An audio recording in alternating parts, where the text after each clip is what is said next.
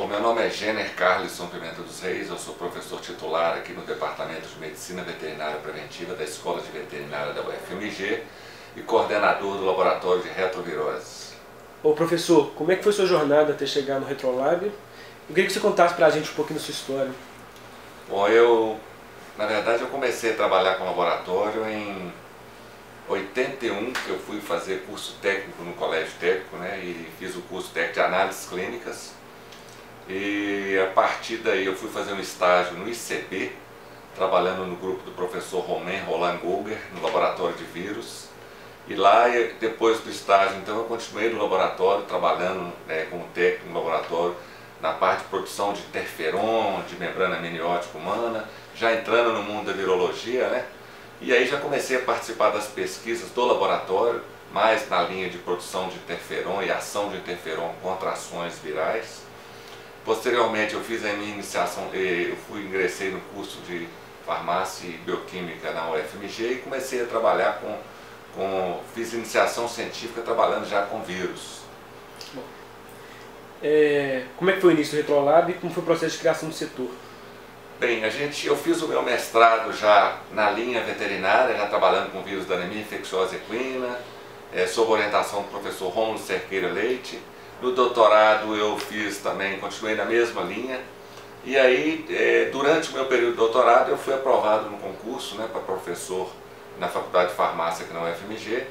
E aí comecei a trabalhar já, continuando na linha de pesquisa, como professor, depois que defendi meu doutorado em 97, juntamente com o professor Romulo, a gente resolveu fundar em 98 o Retrolab, para começar a trabalhar. Ele tinha uma experiência grande trabalhando com leucose bovina e eu trabalhava com anemia infecciosa equina, e tinham pessoas, né, a professora Aurora trabalhando com artrite encefalítica caprina, então a gente resolveu juntar as forças e montar um laboratório que trabalhasse com retroviroses. Eu ia te perguntar exatamente isso, como é que você conheceu o Rômulo, né? Você falou que ele foi seu orientador. O Rômulo foi meu orientador do doutorado, né? Ele participou do mestrado, do doutorado, né? E aí depois eu como professor, a gente fez uma parceria, né, que já dura mais de 20 anos. E como é que é essa relação com ele? É uma relação muito produtiva, porque na verdade eu tenho uma formação muito voltada para a área de laboratório, virologia, biotecnologia, e ele é um excelente veterinário, um professor bom de veterinária. Então a gente se completa, ninguém quer tomar o lugar do outro, né? Nunca quis tomar o lugar do outro, a gente se completava. Ele com experiência muito grande na veterinária, principalmente ao nível do campo, trabalhando com as doenças, e eu trabalhando mais na parte de diagnóstico, tentando conhecer os agentes, caracterizando bem os agentes das retroviroses. Então a gente sempre fez uma parceria assim, de complementação, um ao trabalho do outro. Acho que isso é o segredo do nosso sucesso, da nossa parceria ser tão longínqua. Sim. Agora eu queria que você explicasse para o povo que não sabe um pouco o que é o Retrolab, o que ele desenvolve, qual o trabalho que vocês fazem nesses 20 anos. Bem, o Retrolab então, ele iniciou trabalhando com essas três doenças, né, anemia infecciosa equina, leucose bovina e artrite encefalítica caprina. Depois a gente abriu, a gente já fez até alguns trabalhos em HIV e HTLV, mas o nosso foco é muito na virologia veterinária, e aí a gente incorporou imunodeficiência felina, leucemia felina, imunodeficiência bovina. Bem, basicamente são estudos imunológicos, epidemiológicos, com o objetivo final de desenvolver então o controle, né, com o objetivo de controlar a doença, principalmente através do diagnóstico, né, e também vacina. A gente está iniciando algumas linhas também de tratamento, testando algumas drogas antirretrovirais. Então o nosso foco é atuar nessas viroses veterinárias, né, mas principalmente com um olhar na biotecnologia. Então desenvolvendo novas ferramentas com biologia molecular, com proteínas recombinantes, com peptídeos sintéticos, com phage display, para melhorar principalmente o diagnóstico, né, ferramentas de diagnóstico, incluindo diagnóstico molecular, para que a gente possa fazer melhor o controle dessas enfermidades. Isso aí. Agora, professor, eu ouvi você falando que o senhor é dono da primeira patente nacional da UFMG, certo? Internacional. E também que parece que das 9 patentes nacionais da UFMG, 6 são suas ou do Retrolab, eu não sei dizer. Não, atualmente tem muito mais patentes, né? Então na época que nós iniciamos os pedidos Conta essa história aí, desde o início. na época não existia nem CTIT, né, que é a Coordenadoria de Inovação e Transferência, né?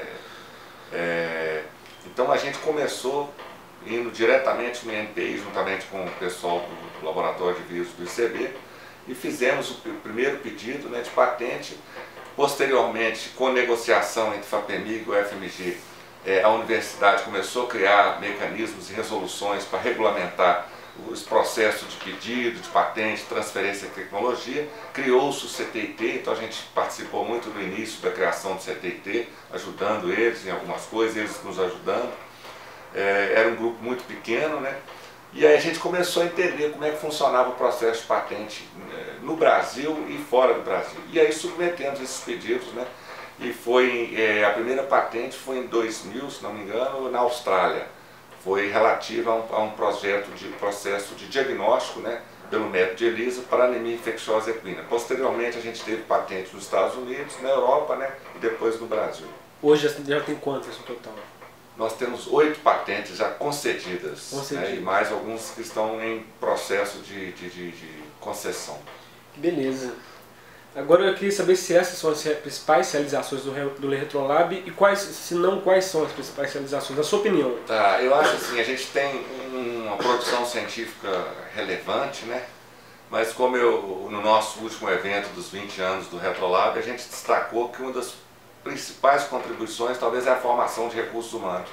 Então a formação de, né, esses alunos que nós formamos durante esses 20 anos, eles hoje têm um efeito multiplicador na sociedade. Então vários estão em outras instituições de ensino, né, superior, muitos estão no serviço do Ministério da Agricultura, outros em serviço estadual. Então cada um, algumas empresas privadas, então cada um dentro da sua área tem contribuído, né, de certa forma, né, para a medicina veterinária, para o controle das enfermidades, não só das retroviroses, né, mas das enfermidades causadas por vírus, bactérias. Né. Eles saíram do laboratório capacitados para atuar bem, né, e contribuir para a sociedade. Isso é que a gente acha que é o mais relevante. Então, essa é a minha próxima pergunta. A contribuição do Retrolab para o recurso humano da escola é muito relevante. Para isso são mais de 80 alunos, entre iniciação científica, mestrado e doutorado. E no evento dos 20 anos, todo mundo falou isso, do efeito multiplicador, da importância para a formação. E aí eu queria saber qual que é o segredo seu e do professor Rômulo, de o que vocês tentam passar para os seus alunos, transmitir para os seus alunos, que justifica esse sucesso do laboratório. A gente tem, na verdade, um contato muito próximo com o aluno. A gente faz uma orientação, que a gente fala uma orientação de verdade, né? Ou seja, acompanha o aluno e acima de tudo, ensinar o aluno, né? Ou pelo menos encaminhá-lo para que ele tenha autonomia. Eu acho que é o mais importante, a autonomia e um senso crítico bastante relevante, bastante importante, né? Eu acho que isso é o primordial. Então, se você tiver autonomia para criar, desenvolver ideias, desenvolver projeto, depois autonomia para executar, saber interpretar os resultados, né, e saber usar aquele resultado, né, a partir do projeto, que aquilo traga alguma importância, né, para a sociedade principalmente, não só por publicação. Eu acho que esse talvez seria o nosso segredo, né, de estar com esse contato próximo, né, a gente faz um processo de formação do aluno. O aluno não passa pelo laboratório só para fazer uma tese ou só para escrever um artigo. Ele tem que passar por um processo formativo, né, que no mestrado duram 2 anos, né, ou 48 meses, e no doutorado 4 anos. Professor, agora eu queria falar um pouco sobre o atual Retrolab. Com quantos alunos ele conta, que tipo de projetos tem sido desenvolvido no setor, e queria que você nos contasse o que mudou do atual Retrolab para o de 20 anos atrás. Hoje a gente atualmente vive uma situação diferente, né, pela falta de recursos, né, mas a gente começou muito pequeno, com muito pouco equipamento, né, um grupo pequeno, a gente começou com 4 pessoas. Hoje o laboratório tem 11 alunos, né, entre alunos de iniciação científica, mestrado, doutorado, e a gente continua desenvolvendo pesquisa na área das retroviroses, né, a gente tem uma infraestrutura muito melhor. A gente tem o laboratório em si, mas temos laboratórios de uso comum, né, que são multiusuários, que são partilhados com outros professores do departamento de medicina veterinária, da escola de veterinária. Então hoje a gente tem uma estrutura muito melhor, temos um grupo bom, um grupo bastante qualificado, e o que a gente tem trabalhado muito hoje é com parcerias, principalmente parcerias internacionais. Então a gente tem recebido contato de algumas empresas e de universidades fora do país, né? Então a gente está tentando estabelecer essas parcerias para viabilizar a nossa pesquisa. Sim. Agora para você, professor idealizador do Retrolab, como é ver o laboratório completando 20 anos? Como é que você se sente com isso? É um motivo de muito orgulho, né? A gente às vezes não tem tempo para parar e olhar a nossa história, né? Ou contar a nossa história. Então é um momento de reflexão, um momento de pensar, né? Como é que foi o nosso passado para a gente projetar melhor o nosso futuro. Então acho que é um momento de muita felicidade. E agora o que esperar do futuro do Retrolab? Bom, o futuro eu acho que é projetar ainda mais o Retrolab, né? Como eu disse, essas parcerias com empresas fora do país, a gente tem a intenção de estar fazendo um intercâmbio maior com pesquisadores de fora, trazendo pesquisadores para o Retrolab, mandando estudantes nossos para fora, né? Nós já temos estudantes atuando na Universidade dos Estados Unidos, inclusive como professor lá.